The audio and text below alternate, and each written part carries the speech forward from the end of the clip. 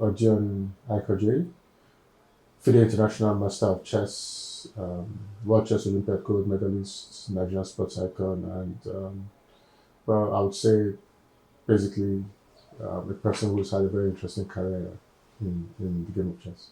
I'm from Edo State in Nigeria. Um, that's basically, I like to say I'm from the center of the country, so I don't have any affiliation. I'm a true Nigerian. I don't claim to be from the north or the south or the west or the east. I'm just a Nigerian and I love my country. So I I learned the game together with a lot of other board games that children pick up at an early age. We were used to in those days. I grew up inside the University of Ibadan campus, so it was kind of like a secluded area similar to a foreign environment. Let me put it like that. So we had a lot of international um, flavor. We had people from all around the world who were part of the University of Ibadan, either as lecturers with their families, or people who were coming to study from other parts. So we had access to, um, how do I say, games and things that people would have anywhere in the world. We had that up-to-date comic shop where you could get all the latest comics and books as they're coming out in England, in America, anywhere. So the games I picked up were things like Cluedo, Monopoly, chess, checkers, and Scrabble. So chess was just one of those activities I picked up. There wasn't anything special about it when I first learned. I got it on the old three-in-one board, which had chess, checkers, and I can't remember the third game, backgammon or something like that. I used to come in that three-in-one set. So I guess that's the way I picked up again. Wow, that's a very interesting question. So the thing is that, like I said, I learned chess alongside other games, but I started to pick up an interest in it seriously when I got to secondary school. I went to boarding school, Federal Government College, Udobolu in Ogun State. And in my third year, I came across a chess club over there, run by Mr. Disu, who's late, of blessed memory. And there were maybe one or two other people in there. We played games on and off, and I started to pick up the interest. Then coming home during the holidays, I had one or two friends who were interested in playing chess also. I would go to their homes and play chess for hours. That's how I was spending my vacations from school. And then in school, there was there was a boy. Well, there were two brothers, Chinobe and Chitala Ilo. And between three of us, there was this contest as to who was the best, and that kind of like inspired me to keep going all the way until I left secondary school. Then when I entered the University of Ibadan, I met Mr. Falabi Ajishafe. He was the one that introduced me to the chess clock for the first time, and I think that was where it really picked up because the clock for me was the missing link. I could play the game and I could play it at speed because I'd always liked to think and do things in a very quick manner. So these were the people I think along the way that kind of like shaped my early journey. But in terms of influences, um, when I when I started playing at the University of Ibadan, we had Dr. Adebola Dada, who was the former secretary of the Nigeria Chess Federation and also an Olympian. He'd been to the World Chess Olympiad. I saw his games in the books, and there he was in front of me at the University of Ibadan playing chess. And I remember he was the first person I saw to play the Alikani. His opponent played pawn to e4 and he played knight to f6, pawn to e5, and the knight went back home. And I thought to myself, wow, this is interesting. I'm going to try this because um, it looked interesting. Let me just put it that way. It was different from the regular chess I had been playing, e4, e5, and all those kind of basic things. Then I think my very first decent chess book was given to me by Bayo Babalola. There was also the man we called Presido, the chairman of well, I would say the chess community or chess club in Ibadan over here, Engineer Kimbade, and he was a big influence because he recognized my talent. He saw me playing in Ibadan in UI, and he created an environment for me to play chess um, challenged me. Of course, I mean, I was talented and I was a bit better than him, but he's somebody that definitely pushed me to become better. Then, of course, by the time I left Ibadan, went to Lagos, I made so many great friends in the chess community, people who inspired me and motivated me. I'll say maybe one of the biggest opponents I had would be Dr. Olusegun Olomola. We played so many games of chess over the years. We played thousands of games, kept on battling with each other. And he helped me to shape my style in a way. I think definitely he did. Wow, there are so many of these games, over the years. Um, there's one in particular, but unfortunately, it wasn't a recorded game. This was early in my career at the University of Ibadan. You know, I had just transitioned from the playing like amateur chess in secondary school, going into the University of Ibadan, now playing a little bit more serious chess, going to play a competition in Lagos. And I was playing a casual game, and it was a simple position, and suddenly, in a flash, I saw that I could sacrifice my queen for an attack, just in the middle of the board, and I did it. It was instinctive, it was reflexive, and um, I was winning. I won about 6 moves later.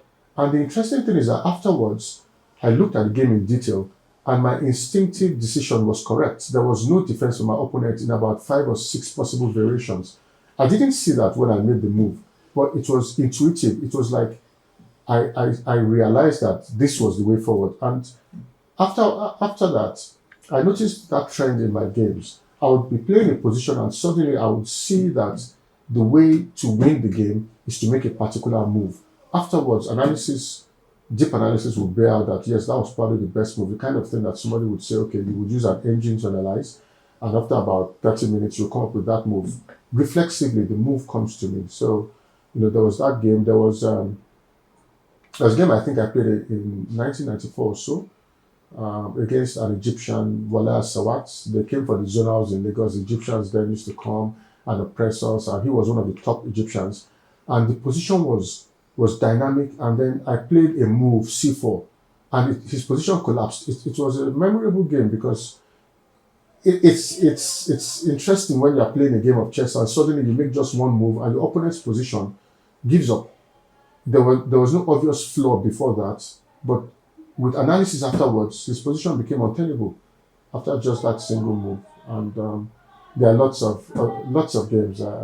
Maybe when I go through the system, I'm sure I can find them. Of course, and my first ever game at the World Chess Olympiad against IM Sergei Session, then the strongest international master in the world. He was 2640 or something like that. Most grandmasters then were about 2500. So he was just on his way to picking up the GM title anyway. And it was similar to my game against the Egyptian, I think, because the position was dynamic. I offered him a draw earlier on. Of course, he refused as as a very highly rated player. I was just 2285 ELO then. And we kept on playing. And then I made a move that complicated the position. And about 4 or 5 moves later, he offered me a draw. But, that particular game, it was just kind of like I said, well, nothing to lose. Let me just go for the most complicated line possible. I wasn't interested in whether I was playing against a grandmaster or somebody who supposedly had all the experience. At that point in time, I was like, okay, I'm going to do this, and that I did it. So I guess maybe by the time I put my memorable games together, I'll have a lot more of them to show. Well, that's easy. That would be Concord 1990. So before that, I think I had played my very first tournament. Actually, was here in Ibadan, in Oyo State. It was called the Oyo State Open or something like that. It was at the Liberty Stadium, and a couple of us from UI went there and we played. Bola Dada was there. I think Mr. Rotimi Dasalu came round from Lagos. He was a very famous chess player in those days, going around with his chessboard and chess clock, looking for people to play blitz against. So there were also one or two other people from Ife. Well, that's how it was actually in Ife, but Ife and Lagos. So that tournament, I think I placed maybe sixth or so. It wasn't bad for my first outing, but my first win was the next year. This was 1989, the Oyo State tournament. So 1990, I was part of the UI chess team that went to represent the school at the Nuga Games in Calabar. I played the games. I didn't do too well. My very first ever tournament. I think I lost out for a board medal to Dr. Olomola from Unilag. And after that, I after the tournament finished, I came to Lagos. I went back to Lagos to visit my brother then, who was working in Lagos. He was staying in Yaba. So when I was with my brother, I heard about this tournament that was going to take place somewhere around in Unilag called the Concord tournament. And I told my brother, I said, I need to go and play this tournament. I don't really have any experience. I know I've played the Oyo State event. I played the Nuga. But, I need to go for this tournament. And he was like, okay, let's go. So he took time off from work. We drove to Unilag. And when we got there, we couldn't find the venue. So he said, well, we don't know where it is. We asked around. People didn't seem to know where the tournament was. We went to one hall they directed us to, and there was nobody there. So he said, well, sorry. So we went back home. And the tournament was scheduled to begin that day, I think, maybe around 2 p.m. or so. And this was in the morning. We went there around 8, 9. So we went back home. My brother went to work. But for some reason, my brother was kind of like, maybe he knew I really, really wanted to play that tournament. So on his way back to work, I think he called a friend of his and said, look, do you know anything about this? Have some, do you have any friends in Unilag? Can they tell you about this? And he said, oh yes, the tournament is taking place as it's in so and so hall. And my brother was like, wow. So he drove back home, picked me up and said, look, the tournament is taking place. Let's go. I know where it is. He drove me back to Unilag. We got to the tournament venue and I registered. And it was such an interesting experience. That particular competition, there was a 9-way tie for first position. A 9-way tie. Going into the final round, I think I think it was about 7 rounds. Going into the final rounds, about 8 of us were tied on the same points. Let's say 5 out of 6. So all of us, our games ended in draws. So we all went to 5.5. And then behind us, there was one person who had the chance to score 5.5 by winning his game. So the 2 players had 4.5 each. And one of them won to join us. I think it was the person, Dr. Jide Falana. I think I remember him, yes. A very strong player. He was medical doctor in the University of Ibadan. Doctor in training then. I think he's now somewhere in one of the U.S. islands, one of the islands of the coast of the United States. We played, and 9 of us tied for first. It was incredible. That was my first tournament win. It was a shared position, but I accepted it, and definitely conquered 1990 at the University of Lagos. Well, the biggest challenge, I think that's very, how do I say it? I think that's very clear. Education. So the thing is that because of my passion and my interest in chess, it affected my schoolwork. And it was a difficult balancing act. The number of people I know have faced the same challenge. There are some that have been able to overcome it due to maybe exceptional ability or the fact that they didn't really take chess as seriously as some of us did, those of us that really focused so much on it. And it really affected my schooling. And also, I would say, potentially my career outside of chess. A lot of people around me when I was growing up always had the impression that I was going to be this distinguished academic scholar because academics was easy for me. But the thing was that so many other things were also easy for me. I found it simple to understand things. And chess, by the time I entered school, chess for me was more interesting than schoolwork. So I ended up spending extra years in school.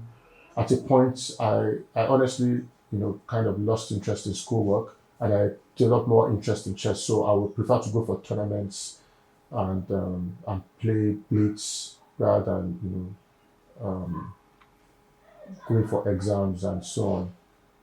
So that was a big challenge. At the end of the day, I think maybe the main reason why it was such a big issue was I never really was able to find the subject in school that sparked my interest the way chess did. Yeah. So how I was able to overcome it, it took time, that's all. It took a lot of time. Um, while I was struggling with my education, I was having successes in chess. I was winning tournaments, traveling out of the country, won an Olympiad medal. All the while, I was still trying to get by in school. But eventually, I finished my university education, came out with a degree in physics, um, and well, ironically, later in life, about let's say 8 years after graduating from university, I had the opportunity to do a master's. So I did an MSc in the United Kingdom in sports management and business of football. But while I was doing the master's program, I found out that I had a real passion for philosophy, for sociology. Maybe in retrospect, if I had started out along that path, I might have picked more of an interest in it. But then again, who knows? Maybe my chess career would have suffered. So all of these are what ifs and maybes. Uh, but the good thing is that at least now I can say that I've got the best of both worlds in terms of education and chess. Specifically, I would say I faced a period of uncertainty, and this was in the mid 90s. So, um, 1991, 92, 93, I was winning tournaments with ease. 94, my tournament record then was basically standards. I would win 5 games, draw 1 game. Win the tournament with maybe 5.5 points from 6, or win 5, draw 1, lose 1, 5.5 from 7, which would be like the top 3. So that was kind of like my standard routine. But then around 1995 or so, I entered a phase where I started finding it difficult to win games. So I would play games, maybe the game would tend to draw and I would try to force it and end up losing, or the game would just draw. And it got to a stage where I think people had familiarized themselves with my standard game style, and from the beginning of the game, my opponents were playing just to draw to frustrate me. Because it was like they realized that was the way forward. That once they frustrate me, once they play something passive or something illogical, then I would eventually just maybe get to annoyed and just throw away the game. So, like I said, around 95, 96, I faced this uncertainty. Um, and I traveled to Port Harcourt. So I now started thinking to myself, what is the point of playing chess if every game is going to end up in a draw, or if there is no way to win? And it was so difficult. I was just at a loser end. I started focusing more on Scrabble then around that period, and I was really doing well in Scrabble. But Scrabble was taking my interest. I would go to the club where there was Scrabble and chess section, and I would go to the Scrabble section and ignore the chess. Then I came across a book, Chess Informant. In those days, if you wanted to get access to games, you would go through the chess informator. It would have a collection of games from the year or the previous year, lots and lots and lots of games, hundreds, thousands. You could play them over the chessboard. So what I did was I now started going through those games. I said I would first of all look through the decisive games. I started going through games, and when I was going through those games, I went through them with a specific purpose in mind. I wanted to try to project myself into that recording, into the piece of paper of each game, each game I looked at. I wanted to project myself and try to understand why the result was the way it was. So I started with decisive results, first of all, going through the informant. Any game that ended in a win. And I would look through it and I would be like, okay, why did this game end up being like this? Why did this person win? And I found out from the recordings that in many of those games, it's not as if the person with the advantage won. Sometimes you will see where they would write Zait, meaning the person that lost on time. Sometimes you would see somebody will make a blunder. And I was like, So that means it's not compulsory that the person with the advantage wins. Then I now looked through the drawn games in the informant, and I saw also that sometimes the position would be winning and you end in a draw. After going through those games, I now came up with a realization that in the game of chess, you don't always have to win. That there are three possible results: a victory, a draw, or a loss. And that kind of like changed my mindset and also re-energized me. And I went into the next tournament, the national championships in Lagos. I think that was maybe 96, also 97. Yeah, 96, because I won back to back. I went into the national championships and I went to the mindset that, look, I can win, I can lose, I can draw, and worst case scenario, I could even win on time. I don't have to say, okay, from the beginning of the game, I must attack and do this. And I started playing a more balanced game.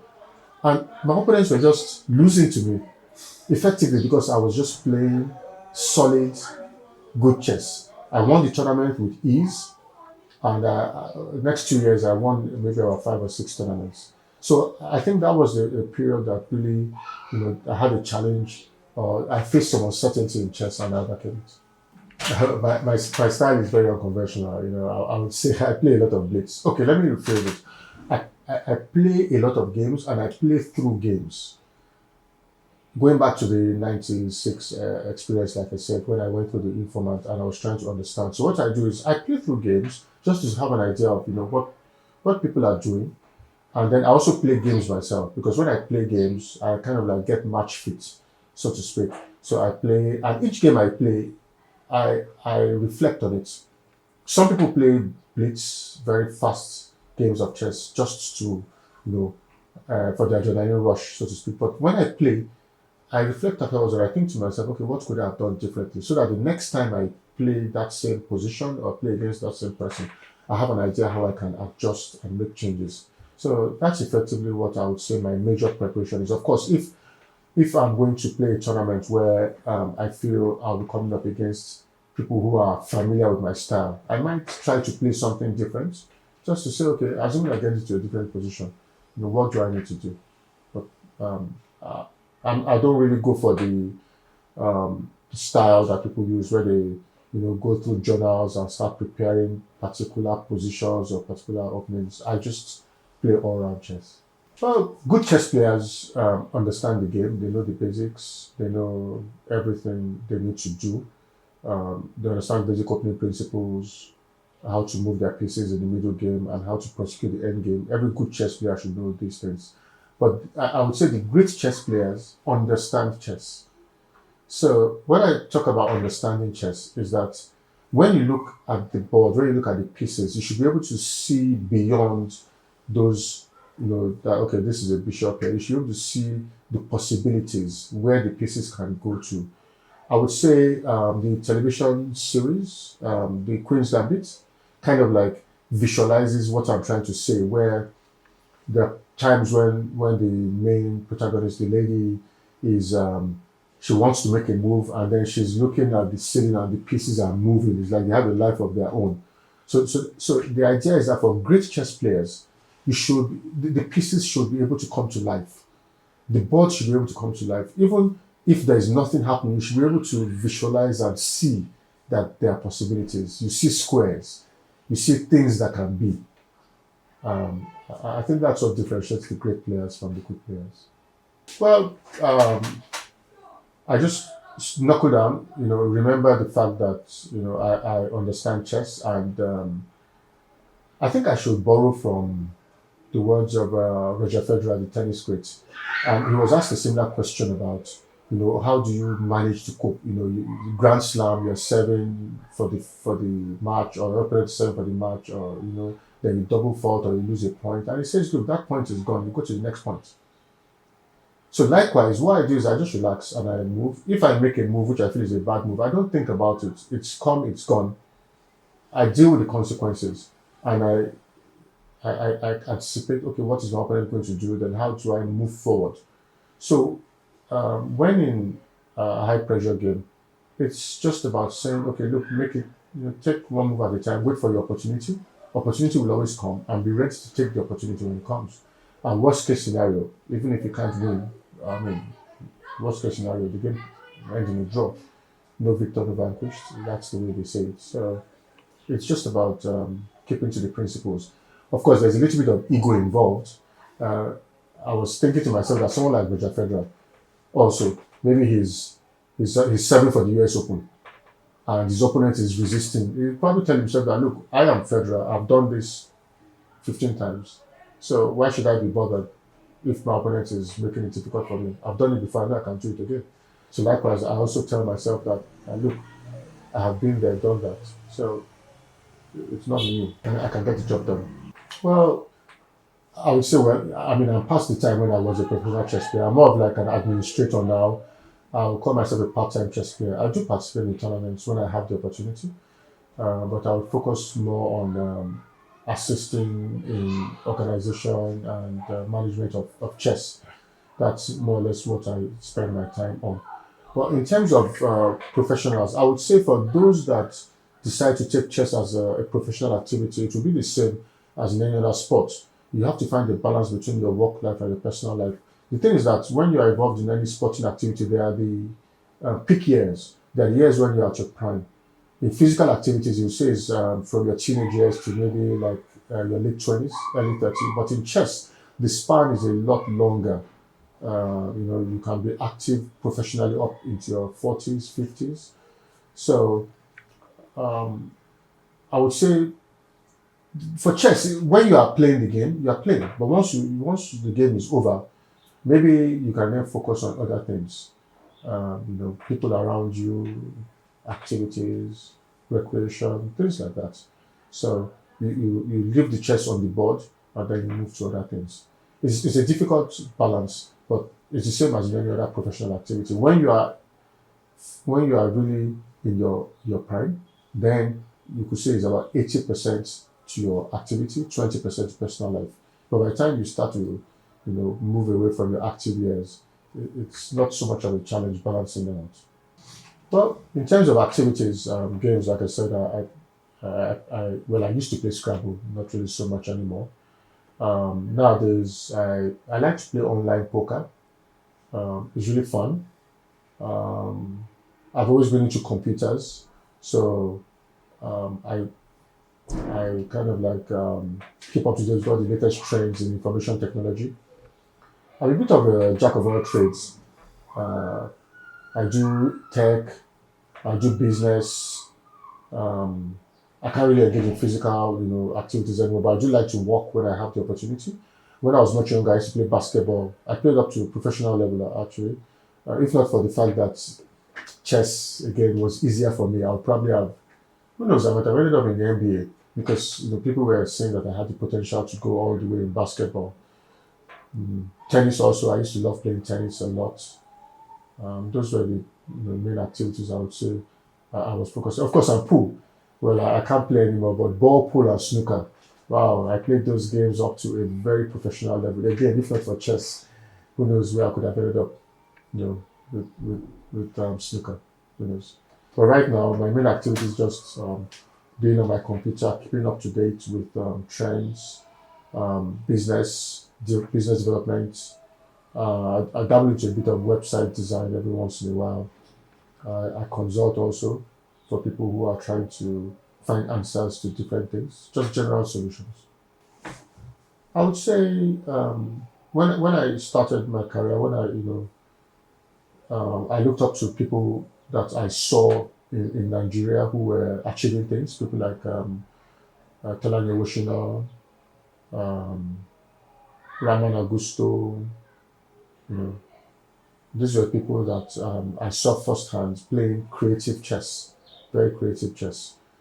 Um, but the Nigerian chess scene, I guess a lot of the people that have really done well, they've really done good chess. But in terms of like who I admire, I would say my real role models would have been the great masters of old, people like Alexander Alekhine, you say Raul Capablanca, Bobby Fischer. I looked through a couple of his games. I know a number of people look at him as one of the greatest of all time, but I always preferred more of Capablanca's style, a mix between Capablanca and Alekhine. Alekhine, people seem to think of him as this guy who was always a wild attacker, but no, he was actually an extremely solid positional player who, if the opportunity arose, would play the sacrifice. And I think that's my style also. You know, primarily, I don't mind playing a simple positional game, but if I have to generate an attack, if I see the opportunity, I don't mind going ahead and doing that. And of course, Veselin Topalov is another player that I really used to enjoy, watching his games. Um, Kasparov, a bit complicated, but Topalov, yes. I used to enjoy. I would always look at his games. I think we're already seeing the changes. Chess is moving more towards faster time controls, shorter time controls. It's trying its best to become more of a spectator sport. Over the years, we've always had this impression of chess as an activity for elites in one, how I say, the smoke-filled room. That's how they describe those people seated in a room. Some people who the outside world are inaccessible to, and they are there playing this long game. But now it's becoming faster. We have bullet chess, we have rapid blitz, and also variants of chess. The variants, I think, are coming in things like chess 960. Ironically, these are things that Bobby Fischer proposed several years ago. It was like he saw the future. And this is kind of like a way to address the current over-reliance of computers in analyzing chess. In 1999, I went for the British Championships in Scarborough, United Kingdom, and I was on a train from London up to York, and there was this fellow seated beside me, and we started chatting. I told him, I was going for the British Championships in chess, and he said, did I realize that a computer has just solved drafts?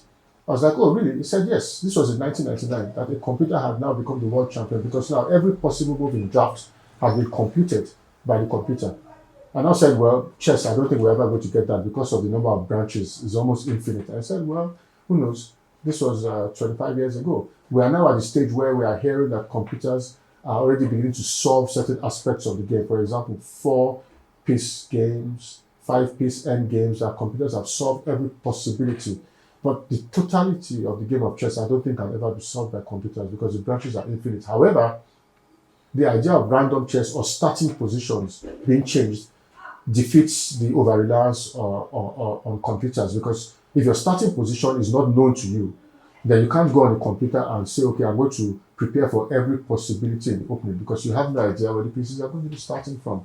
So I think that's something that's going to be a bit more prominent in the future. Random arrangement of pieces, and also speed chess, like I said, because it needs to become more spectator friendly, one way or the other. We need to get the public involved in chess. Oh wow, that's an interesting one. Quite a few. Let me see. Egypt, Russia, Slovenia, Belgium, the United Kingdom, the United States of America, France, Italy, quite a few countries, but not Asia yet. I've not been to Asia, for chess.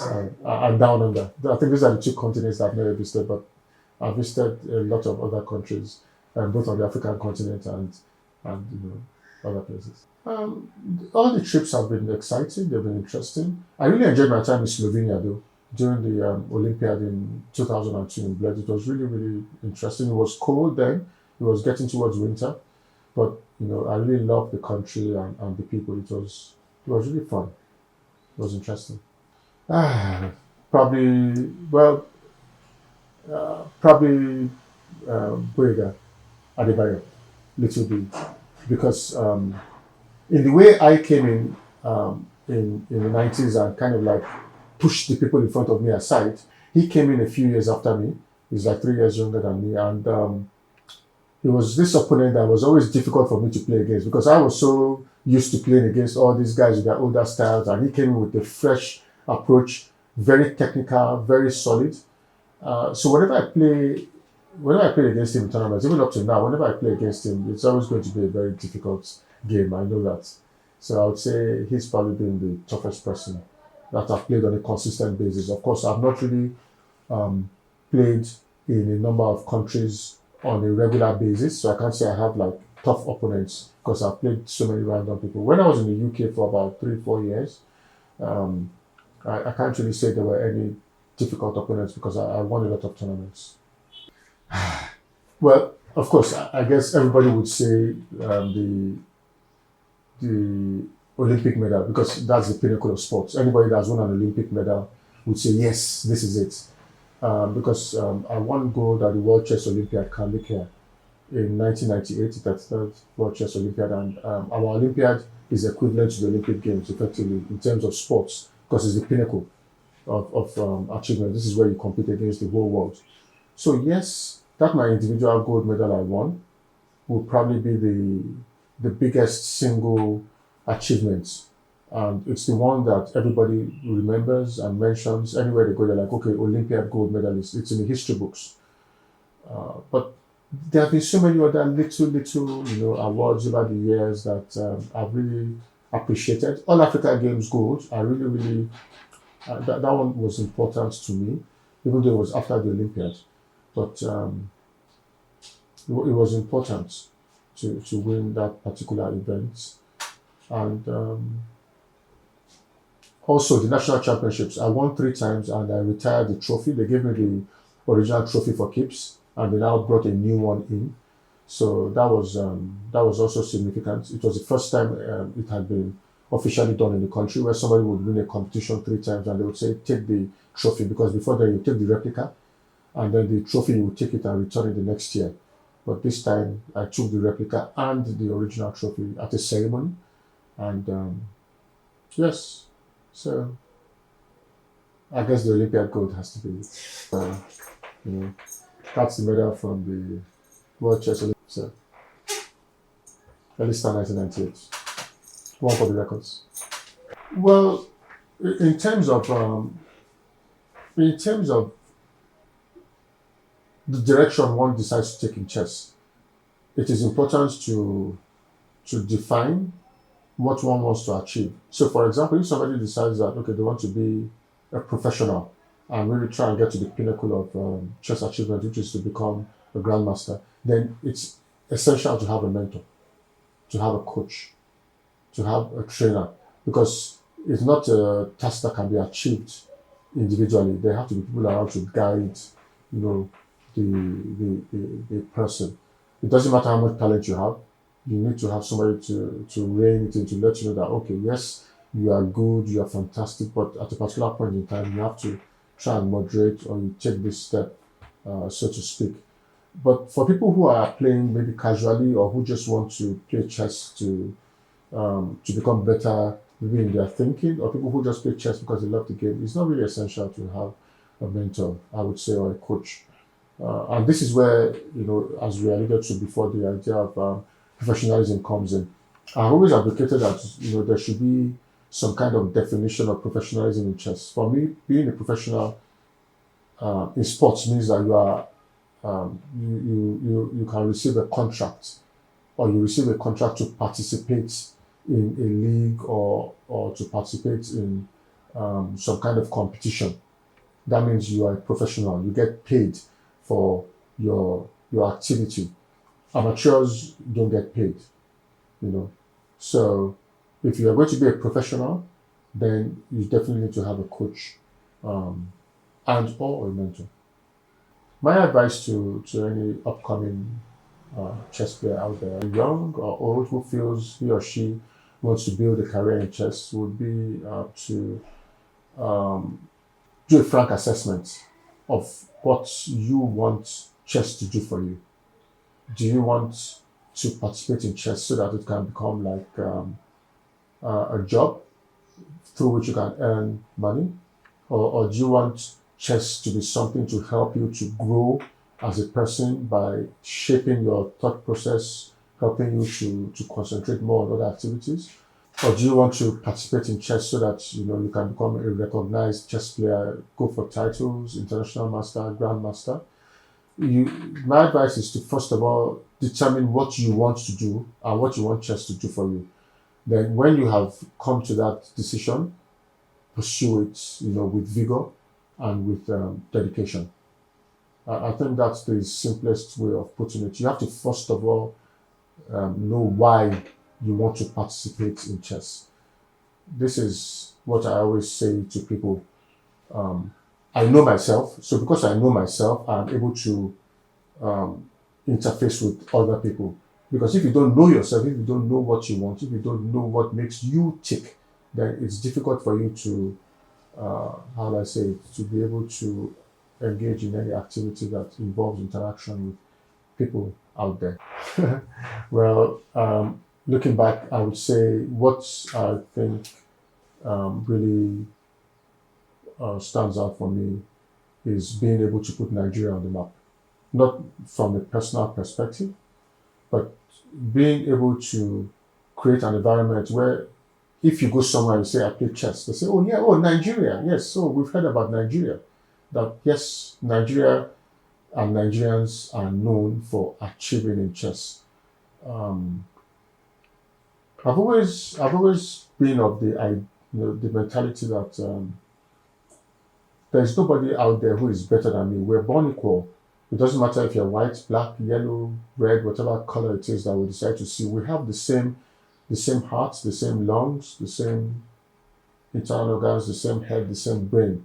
So I don't see why I should consider myself as different from somebody out there. So the fact that a person is born in America or Russia, the fact that a person is white or a person is a different color of skin, does not mean that person should be better at chess than me or any other Nigerian. It doesn't mean that person should be better at thinking than me or any other Nigerian. So I think that's what I'm most proud of, that I've been able to go out there to all these other countries and I've been able to show them that, yes, it doesn't matter if you look at me and say, oh, you're black or Nigerian. So what? When it comes to what I have up here, it's not different from what you have up there.